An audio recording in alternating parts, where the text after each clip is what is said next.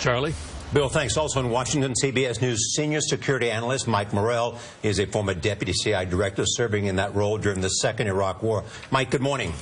Good morning, Charlie. Let me begin with this question of Iran. There, Clarissa confirmed that CBS News confirmed that General Soleimani, head of the Quds forces, is in Baghdad.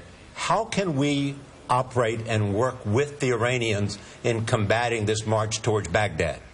Charlie, I do not believe that it is in the interest of the United States for us to work with Iran. There is a long-term struggle going on in the Middle East between Iran and our allies, Saudi Arabia, the United Arab Emirates, and the moderate Gulf states, a fight going on for influence. And I don't think we want to give Iran a foothold in Iraq. So we need to help the Iraqis. The moderate Gulf states need to help the Iraqis.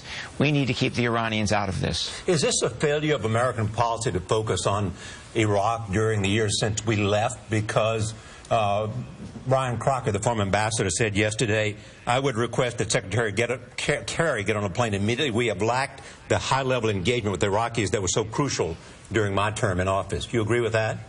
There's a long list of mistakes that were made, Charlie. They really start with back in 2003 when the United States disbanded the Iraqi army, disbanded the Iraqi intelligence service, de-Baathification. We removed the capability of the Iraqi state to deal with problems like this. Maliki himself has created problems. He has created resentment among the Sunnis. That's why they're supporting ISIS. So Maliki's been a problem. Maliki wouldn't work with us for a couple years after the withdrawal of U.S. forces. That was a problem. So there's many problems here, Charlie, and we're now paying the price for them.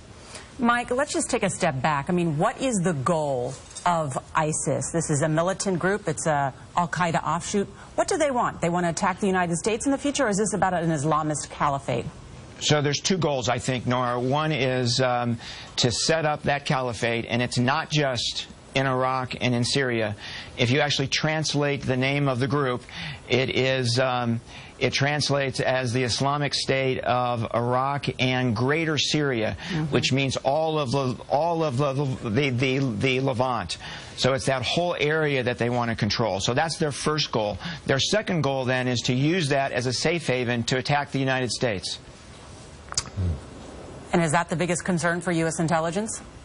I think there are a number of concerns here. One is a very bloody sectarian war that kills civilians, humanitarian crisis. I think it's a potential gift to Iran. I think there's a broader risk to stability in the region. I think the risk to the United States homeland is real.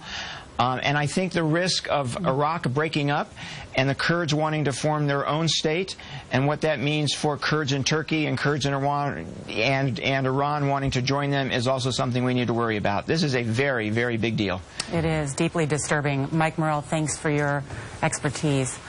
And this morning, Israeli Prime Minister